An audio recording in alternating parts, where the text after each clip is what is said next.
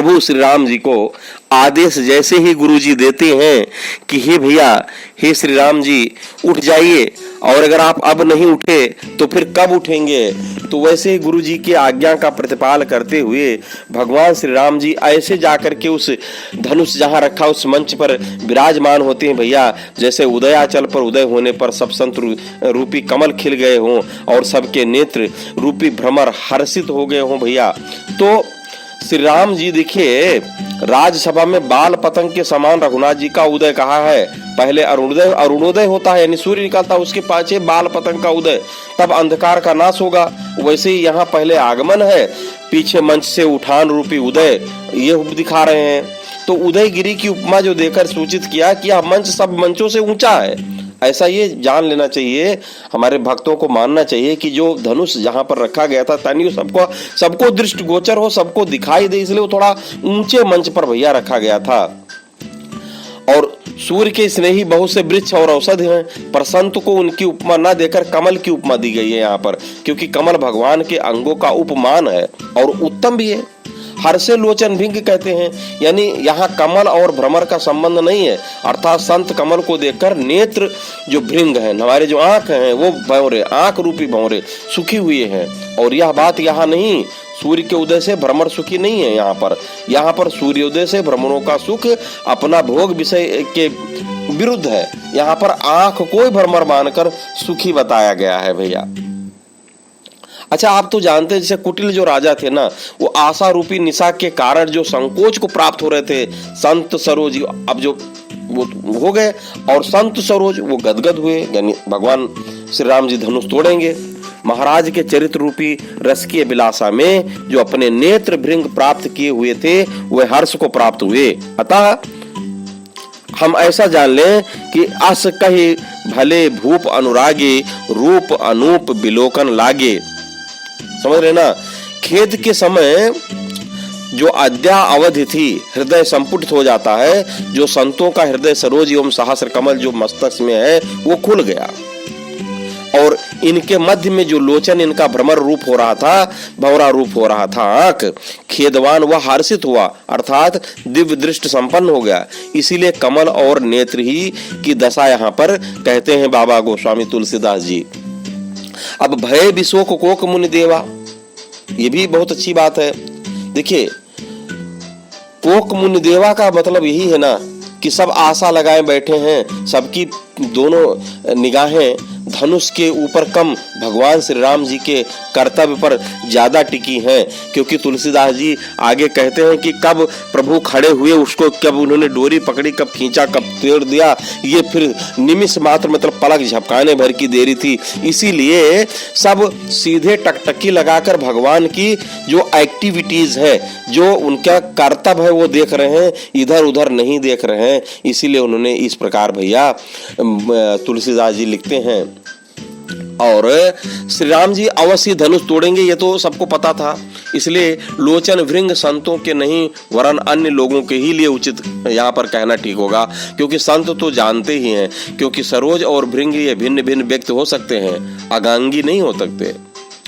ऐसे फिर निर्फर केर आशा निसनासी, बचन नखत अवली न प्रकाशी, मानी महिप कुमुद सकुचाने, कपटी भूप उलूक लुकाने, भय विशोक कोक मुनि देवा, बरसें सुमन जनावहीं सेवा। भैया नृपन केर आशा निसनासी, जब राजाओं ने धनुष ना उठा तब राजाओं ने क्या किया, वह आशा किए बैठे रहे कि जयमाल स्वयंवर तो होगा ही, और आपस में विचार मंत्रणा भी कर लिए थे सब लोग कि ऐसा है, नहीं होगा तब लड़ लिया जाएगा। और लड़के जो है जब पहले ये करेंगे कि जयमाल नहीं डालने देंगे, पहले लड़ाई करेंगे, जो लड़ाई में राजा विजय होगा वो सीता जी को जो है हरण करके ले जाएगा। यहाँ पर ये स्वयंवर वयंवर धरा का धरा रह जाएगा। इसलिए बेचारे मन में आशा लगाए थे कि जयमाल स्वयंवर तो होगा ही ना, उसी आशा की उन्होंने रात्रि कहा है तुलसी जी ने, और रात्रि में कुछ सूझता नहीं, इसी तरह राजाओं को भी आशा में कुछ सूझता नहीं है। जानकी जी हमको ना मिलेंगी, ये रात्रि में नक्षत्र चमकते हैं, वैसे ही राजा लोग श्री जानकी जी के प्राप्ति की आशा में बचनों से अपने प्रकाश करते रहते हैं कि ये करेंगे कि वो करेंगे, जबकि करना कराना उनके लिए कुछ बचा ही नहीं था। अब जैसे आप जानते हैं ना, रात्रि के जाने पर नक्षत्र नहीं रह जाते, वैसे ही आशा न रह जाने से वचन बंद हो गए थे इनके। अब जब तक सूर्योदय नहीं होता तब तक रात्रि नहीं जाती। और जैसे राकापति सोडस वह तारागण समुदाय, सकल गिरिन दौलाइए बिनु रब रात न जाए। ऐसे भैया इसी तरह बंदी जन सुराकर जब राजा धनुष तोड़ने गए और वह टस से मस नहीं हुआ, वह अपना समूह लेकर जब लौट आए तब भी उनकी आशा न गई। पुनः जब जनक जी ने कहने पर तजो आस निज निज गृह जाहू, ये कहा भगवान श्री राम जी की उपस्थिति में जनक जी ने, तभी उनकी राजाओं की आशा न गई और वह बने ही रहे। जब सूर्य के समान श्री राम जी का तेज देखा तब सबको विश्वास हो गया कि ये अवश्य तोड़ेंगे धनुष भैया, क्योंकि तेजस्वी पुरुष क्या नहीं कर सकता। तेजवंत लक गनय न रानी, है ना। जब श्री रामचंद्र जी को चंद्रमा रूप कहा तब राजाओं के तन का प्रकाश कहा। प्रभु ही देखे सब नृप ही हारे, जनु राकेश उदय भय तारे। अब क्योंकि चंद्रमा के साथ तारागण का कुछ तेज बना रहता है, भाई जब चंद्रमा रहता है तो तारागण भी कुछ टिमटिमाते रहते कि नहीं टिमटिमाते।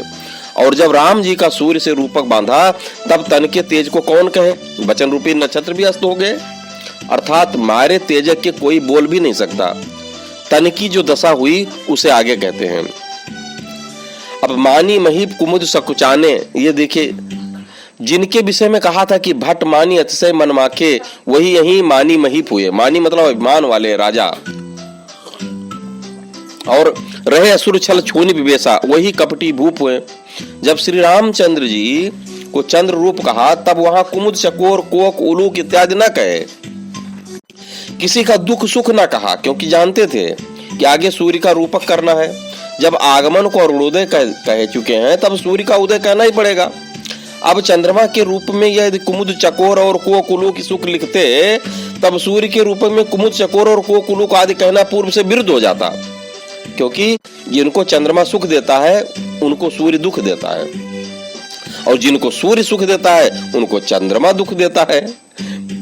तात्पर्य है कि चंद्रमा के रूपक में राम जी जिनको सुख देते हैं उन्हीं के सूर्य के रूप में राम जी दुख दे रहे हैं। बात समझ रहे हैं भाई। जब धनुष तोड़ेंगे तो संत सुखी होंगे, तो संत को सुख मिला, और वही धनुष टूटेगा तब राजा लोग दुखी होंगे तो उनको दुख मिलेगा, है कि नहीं। बोलिए श्याम रामचंद्र की जय। तो इस प्रकार क्या होता है ना, आगे बढ़ते हैं भगवान। इस कथा को अगर हम आगे बढ़ाएं संक्षिप्त रूप से तो बड़ी विचित्र घटना है। उसमें राजाओं का तो मुंह देखने लायक था भैया। और तो और ये देखिए कि जो भय विशो को कोक मुनि देवा बरसे सुमन जनावे सोखा, और कबिटी भूप उलूक लुकाने। यहाँ देखिए, यहाँ तक कि श्री राम जी अनुरागी हैं, लोग श्री राम जी का तेज देखकर कमल की तरह विकसित हो गए।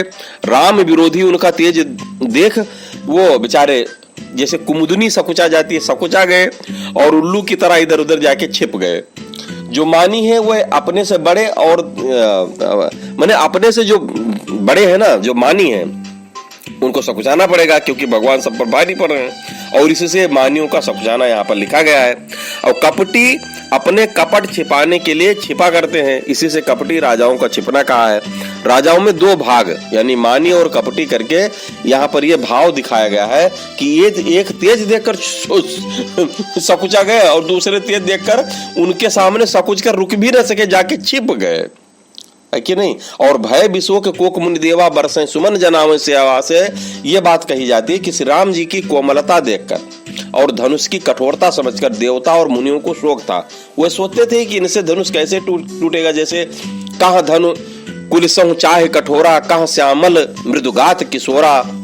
इससे पाया गया कि माधुर्य में सबको संदेह हो ही जाता है। जब जो इंसान प्रेम पढ़ते हैं ना, मोह बस तो संदेह। जब देवता और मुनि मोह में थे तब वो भी भूल गए थे कि भगवान श्री राम जी साक्षात पार ब्रह्म परमेश्वर है, विष्णु अवतार है, तो इनसे धनुष की क्या विसात है। लेकिन वो भूल गए। क्यों भूल गए? क्योंकि उनको मोह हो गया, और मोह में तो भैया संदेह होना निश्चित है कि नहीं। जब उनका तेज देखा तब धनुष तोड़ने का विश्वास हुआ और वे शोक रहित हो गए, है ना। अब जब शोक रहित हुए तो फूल बरसाने लगे। दूसरे समय भी फूल बरसने का है, ये जानकर पुष्पों की वर्षा की उन्होंने। समय समय सुर बरसे फूला। जब श्री राम जी सभा में आकर मंच पर बैठे तब फूल बरसाया था। देखे सुर नभ चढ़े विमाना, बरसे सुमन करें कल गाना, तब भी फूल बरसे थे भैया। और अब धनुष तोड़ने के लिए उठे हैं, इससे अब फूल फिर बरसेंगे। जनावे सेवा, ये फूल बरसाना ही उनकी सेवा है, देवताओं की सेवा जना रहे कि देखो प्रभु हम भी देख रहे ऊपर है, जल्दी सब करो। तो सभा के लिए नहीं बरसाते, वो अपना सेवा जनाते हैं। अच्छा, एक बात तो हमेशा स्मरण रखने लायक है कि श्रीमद् गोस्वामी जी की यह शैली है, जहां उन्हें श्री रामचंद्र जी का उत्कर्ष दिखलाना होता है, वहां किसी न किसी प्रकार सूर्य संबंधक रूपी बांधते ही हैं। और कोई अत्यंत गंभीर विषय वर्णन करना होता तब वहां समुद्र का रूप बांधते हैं। जहां कथा का प्रसंग पहले की कथा से कुछ दुख भाव के लिए वर्णन करना होता है, वहां संध्या समय का कुछ वर्णन करते हैं। इसी प्रकार जहां किसी दुख भाव से सुख भाव की ओर झुकते हैं, वहां प्रातःकालीन दृश्य का कुछ वर्णन कर ही देते हैं।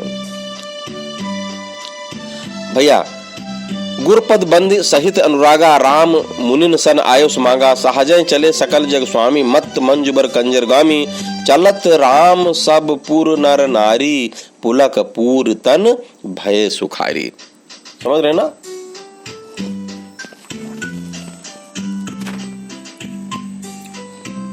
देखिए, गुरपद बंद सहित अनुरागा, जैसा कि आपने पिछले कथा में सुना था